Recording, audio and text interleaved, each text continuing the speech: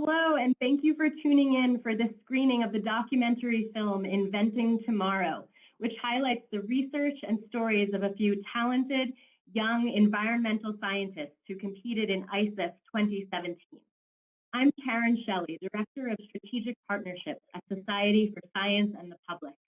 I'm here today with Laura Nix, Director of Inventing Tomorrow, who joins us from Los Angeles, California.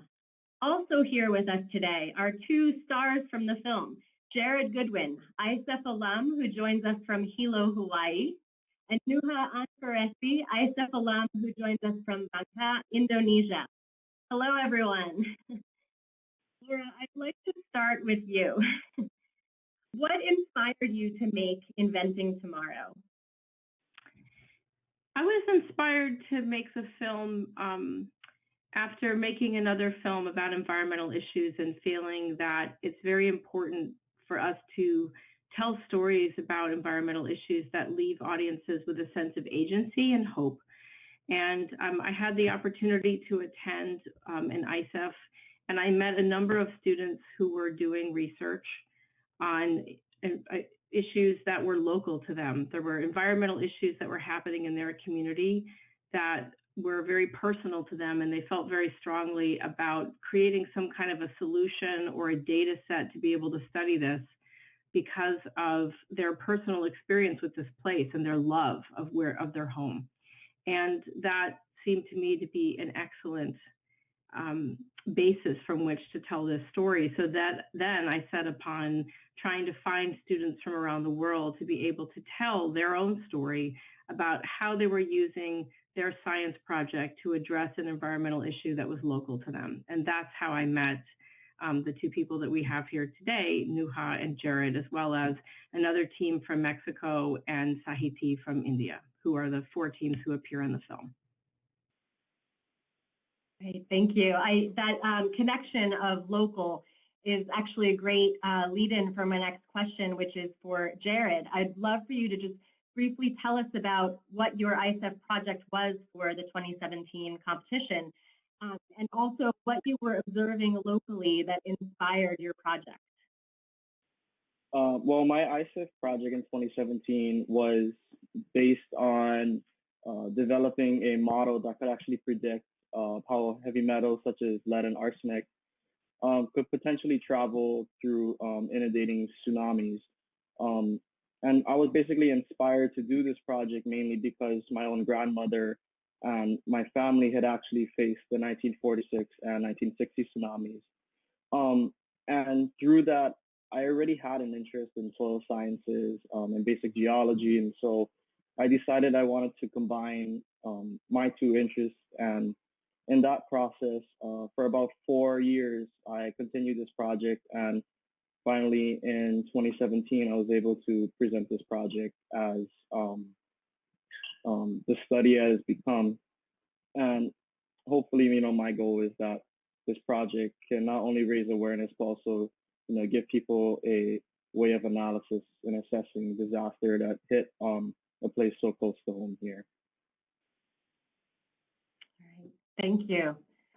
And Nuha, can you briefly tell us about your ISEF project from that year and what local environmental issues were you witnessing inspired that research?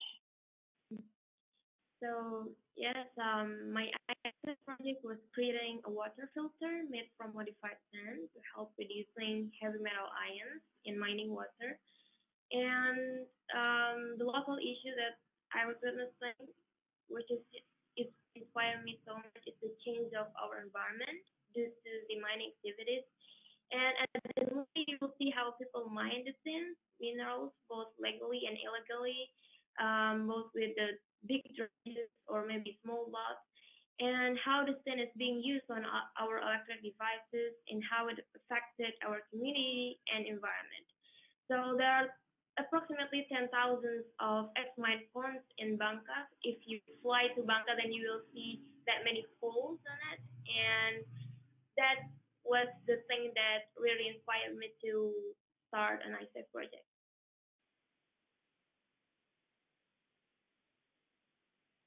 I have a question for both Jared and Nuha. So Jared, maybe you could go first and then Nuha. I would love to hear a little bit about where you are now and what your current research is. What are you currently working on? So as of right now, I just finished my first year of college and here at my local University of Hawaii at Hilo. And there, my mentor who helped me throughout the 4 to 5 years of my project is also a professor there. I haven't done any further research, and that's due to finishing school. However, I did finish up like a final research paper for my project, and am currently moving in the direction of possibly using it as a senior project prior to my graduation, and when the time comes. And I guess hopefully I would say I reached my preliminary goal, which was raising awareness, as there were local news agencies such as on the air and as well as the local paper publishing more stories about the issue I raised back when I was a middle schooler, and that was this potential of heavy metal danger in our local parks. And so right now I would say I'm still working towards getting it like fully and officially published.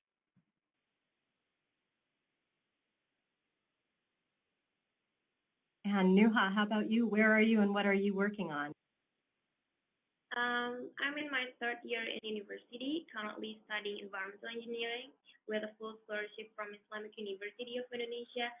I'm also running a social enterprise. We provide affordable water treatment products such as Bengtson, the one that I made at ISEF.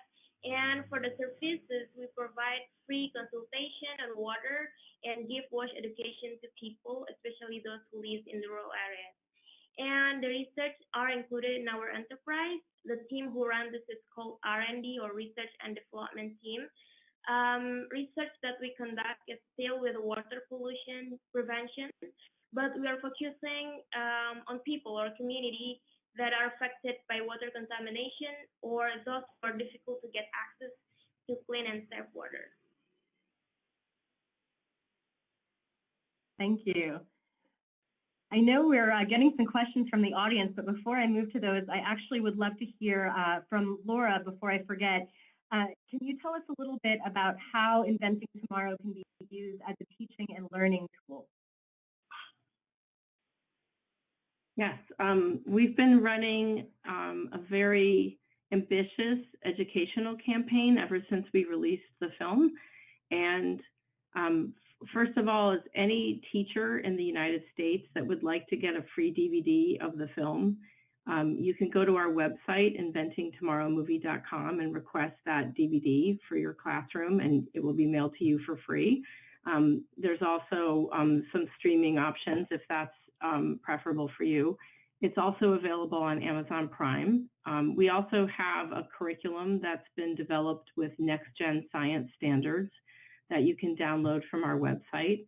And we are in the middle of launching 10 teacher town halls with PBS affiliates around the country, where we can work with teachers on how and providing our curriculum and other tools to teach sustainability in the STEM classroom.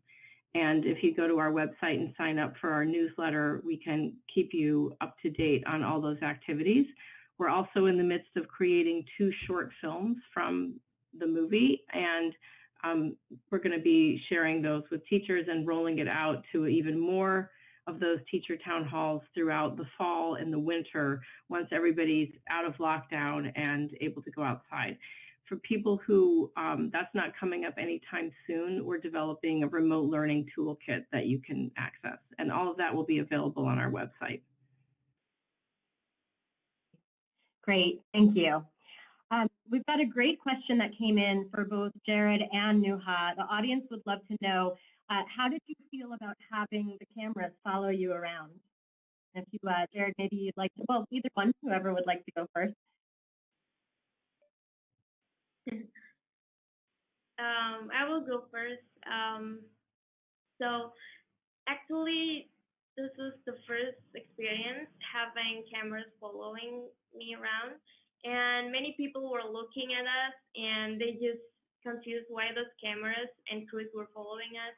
And we actually really enjoyed it, and we really hope that everyone who can get, can watch the movie, have their kind of motivation to also raise awareness in their community.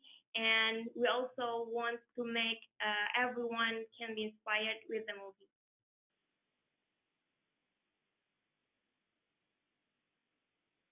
Um, for me, having a camera on me, I'd say was very, for me, it was new too because, well, I like to do photography on the side as a hobby. And so I'm always used to being behind the camera and, having the camera in front of me, I would say I was camera shy in the beginning. So it was maybe somewhat of a challenge because I'd always want to stare into the lens and, Laura would have to say like to look away. And so in that time, like, yeah, I found it was a pretty fun experience, and to this day, I just miss it. I really miss just the experience of,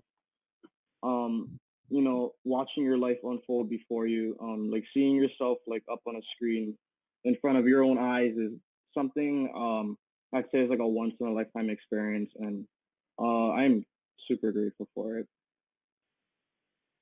Thank you.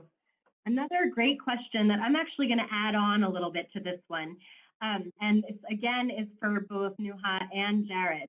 How did your participation in ISIF and in Inventing Tomorrow aid in the development of your career? And in terms of ISIF, how did it aid in the development of your project?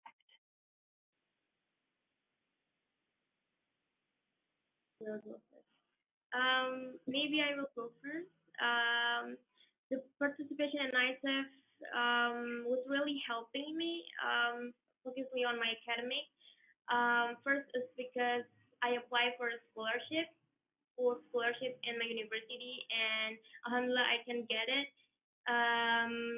Besides that, I also want to implement my ideas, which was Bangson that I met at ISEF, and they really know what's my motivation and what's my experience on the filtration system, and they, they give me some kind of training program on developing my filter, and also in university. I was included in a research team, and then we can continuously develop the filter. So that ISA project was really helped me in developing myself and also my innovation.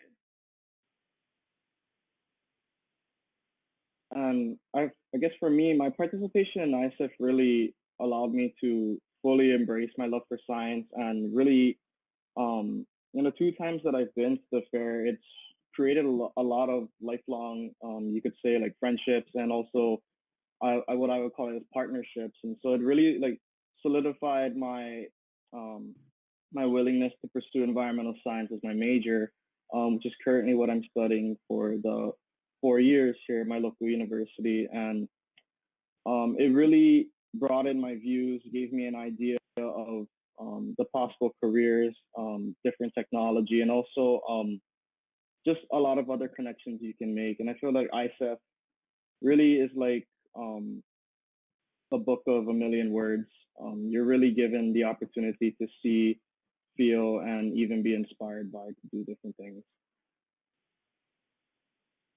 Thank you. I think this will be our last question. Summarized very briefly, Laura, what is your biggest takeaway from working on this film?